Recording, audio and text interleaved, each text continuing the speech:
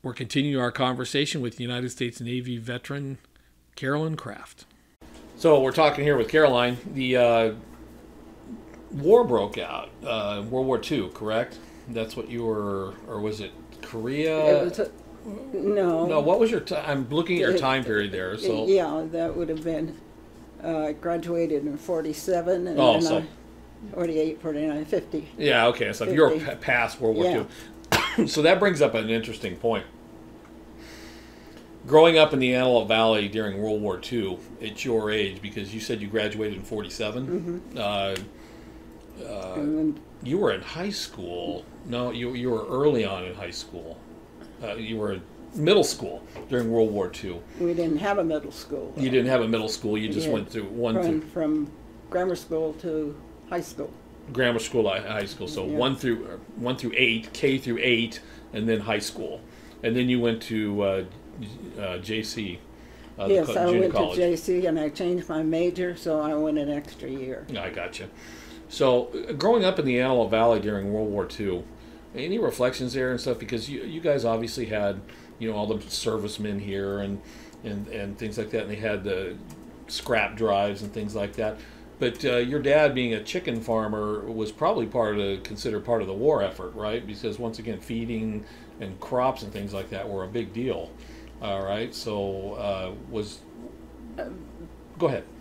I don't think it was that much different. Yeah. Okay. For us, we did have what do you call the coupons? The ration cards and sugar and. My mom did a lot of canning, and my aunts and uncles used a lot of butter, and we had cows, and Mom made butter, and when they came up, they brought her sugar to use for canning, and they got butter and that kind of thing. Well, I guess living on a farm does have its perks back then, but stuff was hard to come by. It was hard to come by, so that we traded, and and then when my dad came over, he and my mom were going to become citizens, and they had studied for it, and neighbors were going to. You had to go to Los Angeles to do that at that time, and my dad got sick. Mom says she think he just got nervous. Yeah. Anyway, so she got her citizenship papers right away, but he didn't, and so he never bothered with it. Well, he couldn't go more than 10 miles from home at that time. So he could go to town, but that was it. And to take the eggs to town and get feed and that kind of stuff. Yeah. But then when I married Tom, and he was enlisted. We were both enlisted at the time, but he got out and went back to school, and went to officer candidate school. And so when he became an officer, Tom, my dad, went back to school at Mr. Lorbeer for teacher, and applied for his citizenship. Nice. So then he became a citizen. A U.S. citizen. There you go. So yeah, I can see, once again, citizenship. You can only go 10 miles from your house. Yeah. Boy, people think it's rough nowadays and stuff if you're not a citizen. That must have been pretty brutal. Yeah. So the time came when you said 47, graduated from JC, right, the junior college. Yes. And then you decided to go in the Navy. Yes. Okay, and I really enjoyed it. Oh, I bet you did. During that time period. So, where did you go to basic training? Did you San Diego? No.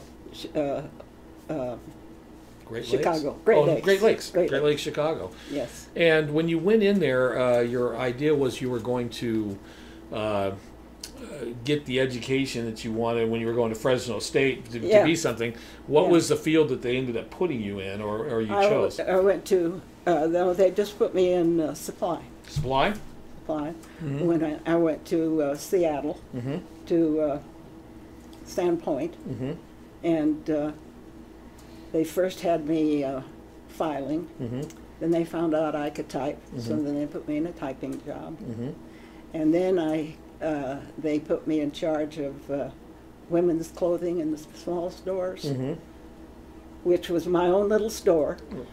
I cleaned, I stocked, I inventoried, I sold, I did everything. It was just like my own little store, Yeah.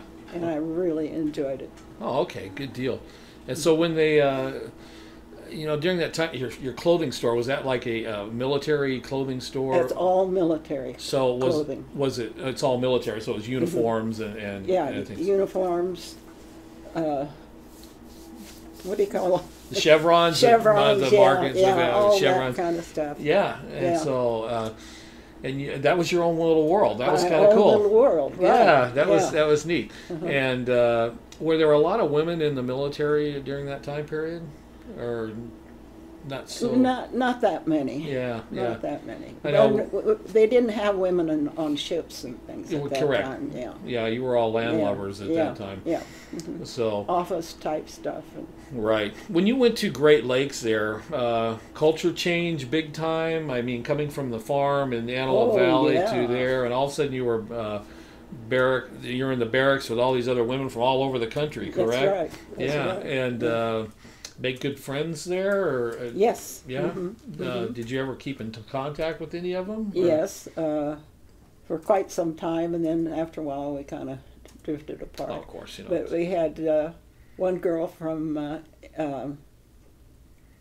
not Bishop. What's before Bishop? Lone Pine. Yeah, Big Pine? Independence. Independence. Independence. Yeah. Okay. So And then we had one gal from Ohio in Yeah. our cubicle. yeah, We had four women in a cubicle. yeah, yeah. And, And how long was basic training for women back in those days? I can't remember. 6 weeks, 4 No, months? it was more like maybe 6 months, 6 months. I think. Oh boy. So. Because I went, it was summertime, Uh-huh. and when I left, it was wintertime. Oh, okay. So I don't know. I can't remember how long Yeah. it was. So, all right, we'll take another break here. When we come back, we'll talk a little bit about meeting your husband. Okay. Okay. And that. So we'll be right back here with Caroline. Thank you for tuning into this segment of AV Veterans Talk here at Aerotech News.